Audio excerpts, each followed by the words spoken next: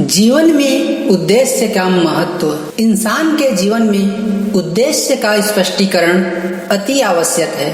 जो इंसान अपना जीवन में उद्देश्य बनाकर नहीं चलता है तो वह इंसान सफलता को प्राप्त नहीं कर पाता है।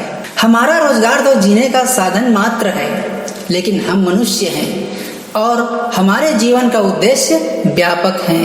हम इसे ही अपने जीवन का उद्देश्य नहीं मान सकते।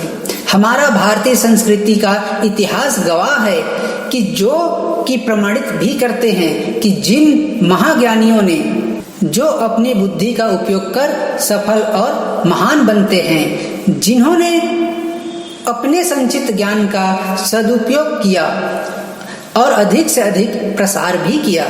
मनुष्य अनेक कल्पनाएं करता है, वह अपने को ऊपर उठाने के लिए योजनाएं बनाता है। सपने सबके पास होती है, लेकिन उस सपने को साकार करने की शक्ति किसी किसी के पास होती है।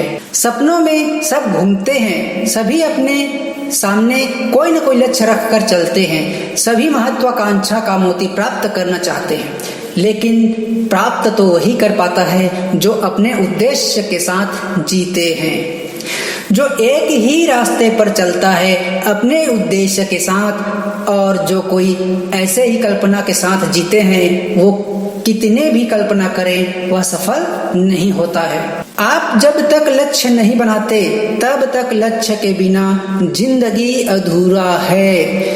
एक शोध में यह निष्कर्ष निकाला गया है कि जिंदगी में उद्देश्य होना बहुत जरूरी है, फिर चाहे आपकी उम्र कुछ भी हो। दूसरे लोगों की अपेक्षा लंबे समय तक जिंदा रहते हैं जो उद्देश्यपूर्ण जिंदगी जीते हैं, जिनकी जिंदगी में उद्देश्य होता है। उद्देश्यपूर्ण जीवन से सकारात्मक गुण विकसित होने लगते हैं, जिससे वह ज्यादा उम्र होने के प्रभावों से दूर रहता है। विभिन्न व्यक्तियों के विभिन्न लक्ष्य होते हैं।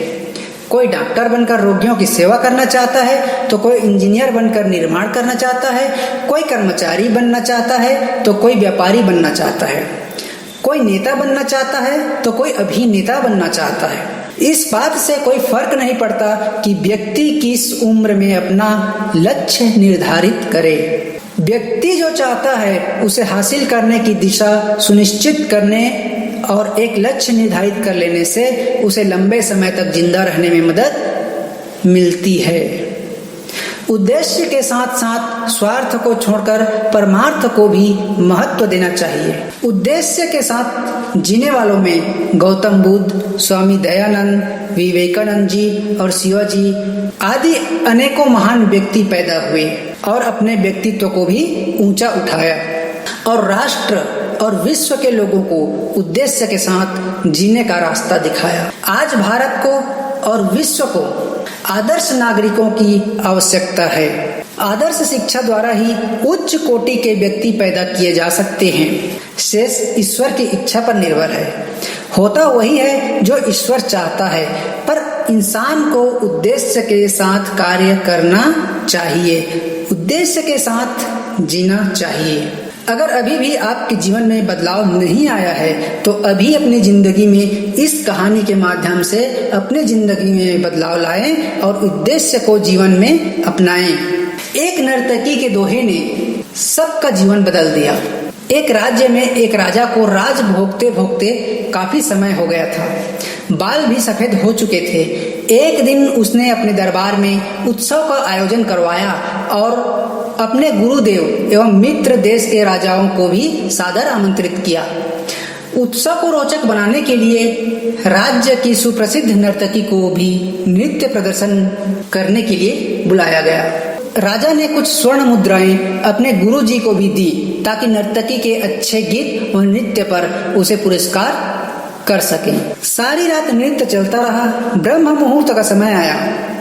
नर्तकी ने देखा कि मेरा तबले वाला ऊँघ रहा है, सो रहा है, और तबले वाले को सावधान करना जरूरी है, वरना राजा का क्या भरोसा, कहीं दंड का आदेश न दे दे।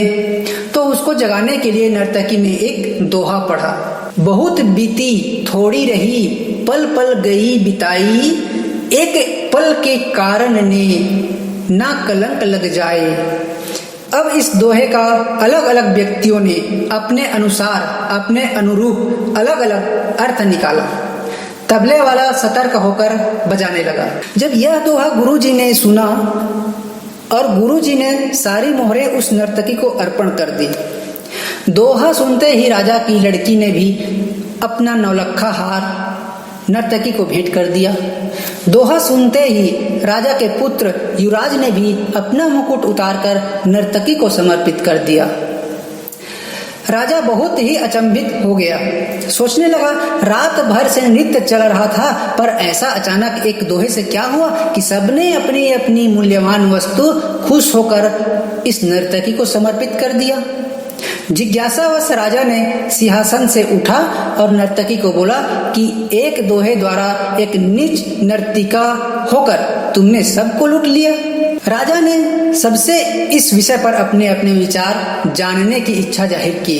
तो राजा के गुरु के नेत्रों में आंसू आ गए और गुरु जी कहने लगे, राजन, इसको नीच नर्तकी मत कहें, ये अब मेरी भी गुरु बन गई है, क्योंकि इसने एक दोहे से मेरी आंखें खोल दी है। इसने अपने दोहे से मुझे समझाया कि मैं सारी उम्र जंगलों में भक्ति करता रहा और आखिरी समय में नर्तकी का मुजरा देखकर अपनी साधना नष्ट करने यहाँ चला आया हूँ। भाई मैं तो चला। यह कहकर गुरुजी ने अपना कमंडल उठाकर जंगल की ओर चल पड़े। इसके बाद राजा की लड़की ने कहा, पिताजी, मैं जवान हो गई हूँ, आप आंखें बंद किए बैठे हुए हैं, मेरी शादी नहीं कर रहे थे और आज रात मैं आपके महावत के साथ भागकर अपना जीवन बर्बाद कर लेती। लेकिन इस नर्तकी के दोहे ने मुझे सुमति दी है कि जल्दीबाजी मत कर, कभी तो तेरी शादी होगी ही, क्यों अपने पिता को कलंकित करने पर तुली हुई है।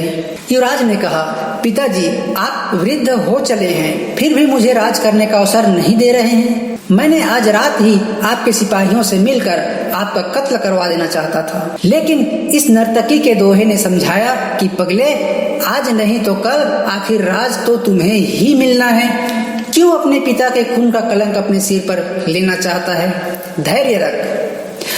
जब ये सब बातें राजा ने सुनी तो राजा को भी आत्मज्ञान प्राप्त हो गया। राजा के मन में वैराग्य आ गया। राजा ने तुरंत फैसला लिया, क्यों न मैं अभी युवराज का राज तिलक कर दूं। फिर क्या था, उसी समय राजा ने युवराज का राज तिलक किया और अपनी पुत्री को कहा, पुत्री, दरबार में एक से एक राजकुमार आए हुए हैं, तुम अपनी इच्छा से किसी भी राजकुमार के गले में वरमाला डालकर अपने पति के रूप में चुन सकती हो। राजकुमारी ने ऐसा ही किया और राजा सब त्याग कर जंगल में गुरु की शरण में चला गया। यह सब देखकर नर्तकी ने सोचा, मेरे एक दोहे से इतने लोग सुधर गए, लेकिन मैं क्यों नहीं सुधर पाई। उसी समय नर्तकी में भी वैराग्य आ गया। उसने उसी समय निर्णय लिया कि आज से मैं अपना बुरा नृत्य बंद करती हूँ और कहा कि हे प्रभु, मेरे पापों से मुझे क्षमा करना, बस आज से मैं सिर्फ तेरा नाम सुमिरन करूंगी। और इस तरह एक एक करके सभी को सद्गुण प्राप्त हो गया।